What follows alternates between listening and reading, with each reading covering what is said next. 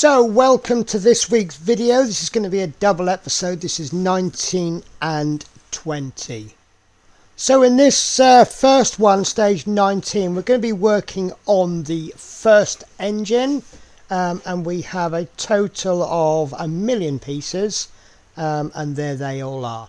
So this is what it should look like when it's completed, and I have to say I'm quite happy with this issue. I wish I'd built it myself, but there will be more to build in future issues. So yeah, I'm liking it. It appeals to me as a scale modeler. Lots of parts, lots of fiddliness. So I'm going to give it a nice solid, shall we say, a nice solid 3.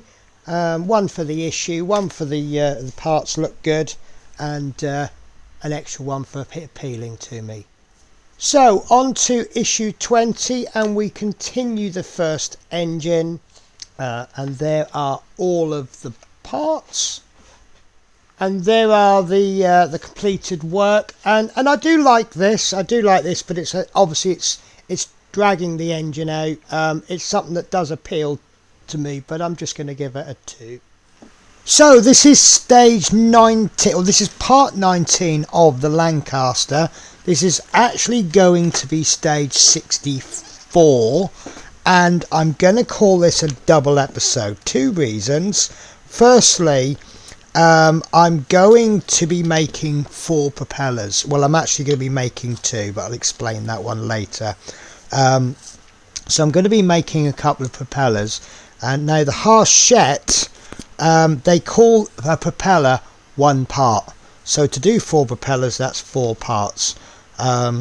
So by doing 4 propellers and calling it 2 parts, it enables me to have a little bit of a catch up. And secondly, I can do what I like. It's my channel. So for each propeller, we are going to need 5 pieces. We have 3 propeller blades, and we have this middle piece, and then we have the spinner. Now I have borrowed 3 of the engine pieces. You haven't seen this yet, but I need to borrow this because we need to take into account that we are do you know what, I struggle with this for some reason. There we go. We are going to be putting a motor in. Now this is the motor. Let me remove it. So each of the motors comes with these little 3D printed parts. Do you know what, I'm going to show you the parts because I pushed that in and I can't get it out now. So it comes with a motor which is in there and various cables. We have this 3D printed part here. This is to put the motor in, and then we have this part to go on the end, which is going to control the propeller. Now what's going to happen, I've still got to double check the instructions, but the 3D printed part goes in like that, and as you can see there needs to be a hole drilled through. So that's going to slip through like that, and then this shaft bit is going to go on the end, and then that will link up very nicely like that with the propeller. So I think that's rather nice. So that's all going to plan. So let's make the propellers, and then we can, now I don't know whether to paint them. I want to paint them so that you can see what they're like, but at the same time we're going to have to balance them. And the way we balance them is we keep taking little tiny bits off the propeller until it fits. So popping these in is ever so easy. All we need to do is just you'll see that there's a little shape there, and then there's a hole there, and it's just going to slip in nicely into there. You can't even put them in the wrong way round. It's really that simple. So what I'm going to do, I'm going to use a thick glue. Some people will call it fat boy glue. Let's have a little experiment with the clamping. This clamp might be too big. Let's just make sure we can get it all done properly. Obviously once there's glue on it, it's gonna Sorry, bear with me a sec. So my apologies for that. I had a box with all my model parts in that I have spent hours sorting. Shadow's just come along and went, oh, lovely box. I'm going to jump in there, knocked it all off balance, and everything's gone flying. Right, so let's pop this first one in, see how we go. And someone's tightened the lid up too much, so none of this is going to be seen in here. So if it is a little bit scruffy, it's not the end of the world. But saying that, I am going to make sure there's plenty of glue. I do like this white glue. I say this all the time. I do feel that it makes a better bond than the extra thin, but the extra thin is very, very good because it can really help you get into places.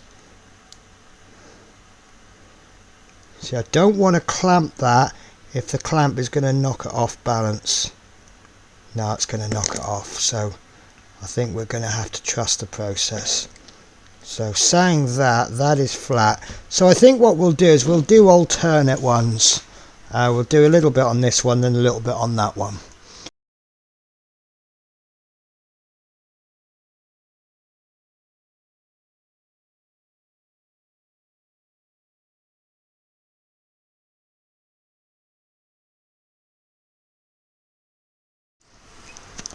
Okay, so that's been done. They've gone in really nicely actually. I don't think they really needed any clamps. So the next step, we want to pop them into the spinner, and that's nice. So what I'm going to do, it's actually quite a tight fit. I thought that bit was going to touch on the outside, so I had me thin ready. What I'm going to do is I'm going to load that up with glue on the top as well. Pop a little bit on the post there, not quite all the way to the end because we don't want too much squeeze out, and then we're going to pop that in, and I'm going to push that in as hard as I can, which isn't going to be that hard because it's just already there. And that is our propeller. So I'm going to very quickly do this other one off camera, and I'm going to go and get my Hachette one. We'll do a comparison. So this is my Hachette propeller, and do you know what? First of all, when I did this propeller, I thought that's going to be a little bit small. So they aren't quite the same, as you can see. So one of these is inaccurate.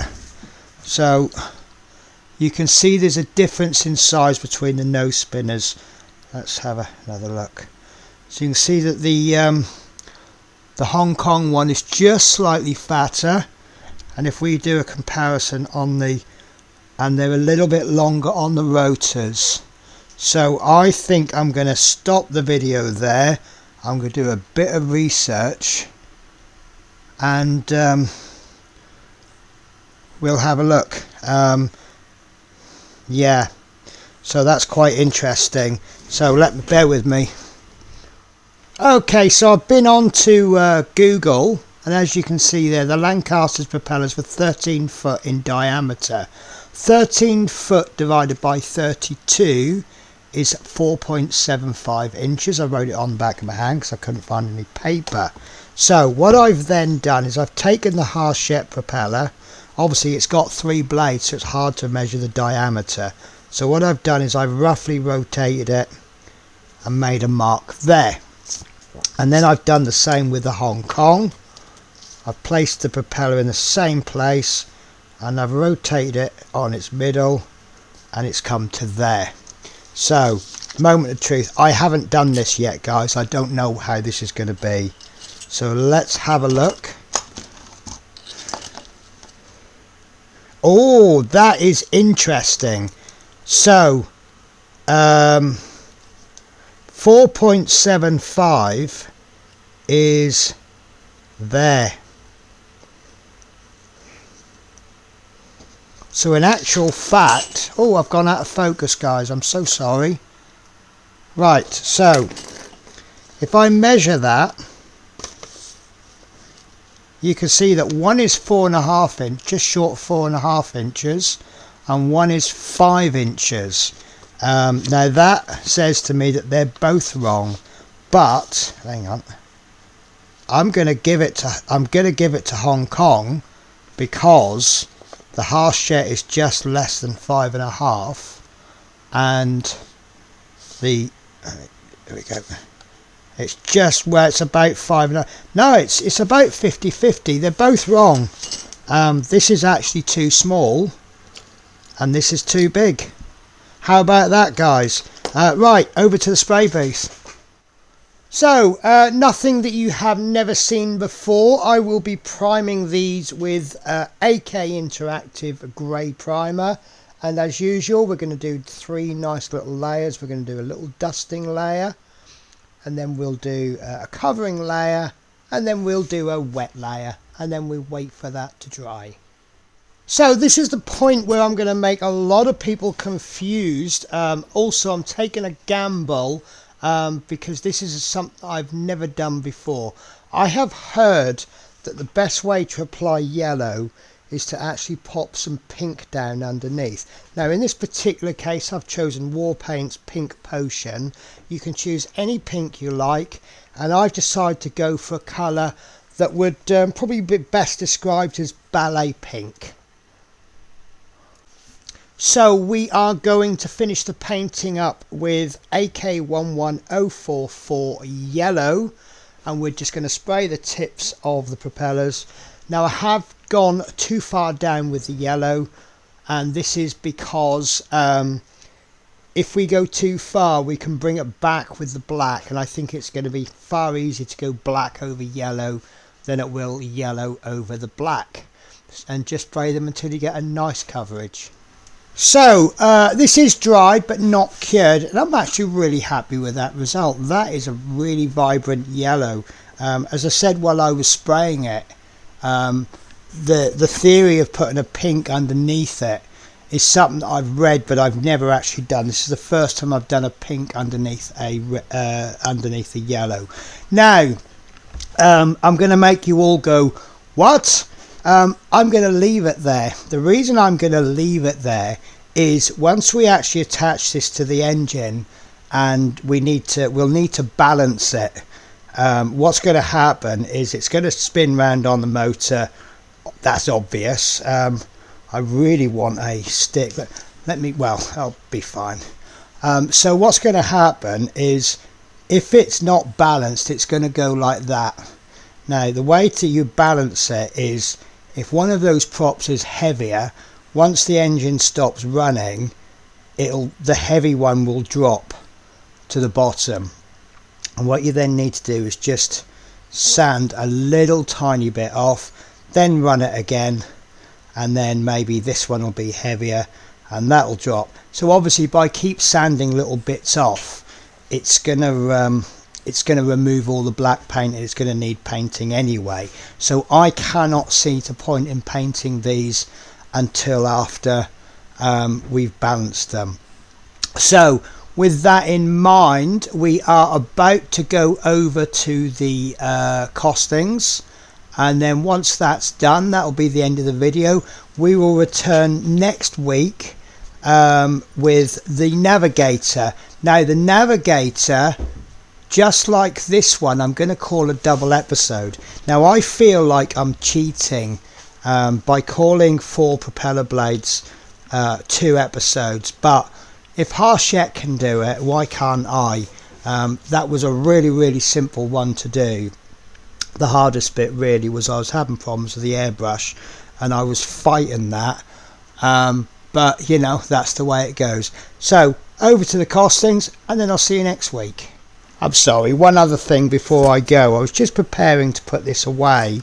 I was going to pop it in a bag, and I just thought what I'll do is I'll just put it in some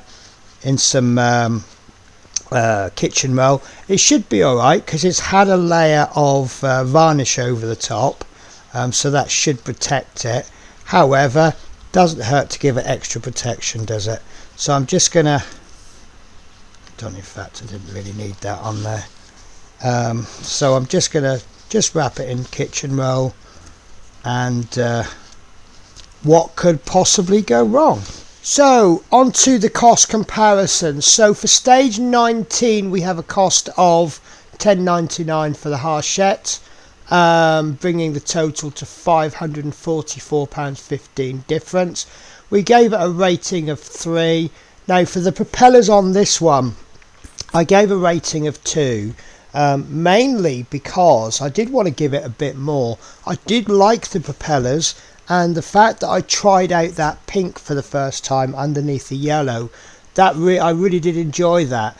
So that pushes it to 1 ahead. Now for issue 20 we've got £10.99 for Hachette. That brings the total to £533.16. And I've given it a 2 for the Hachette because, you know, it's quite a nice little build, and I did drop 1 point because it's the same as the previous issue pretty much, so I'd have to do the same for the propellers for the Hong Kong. So the scores are 30 all, and it is currently level pegging. How exciting!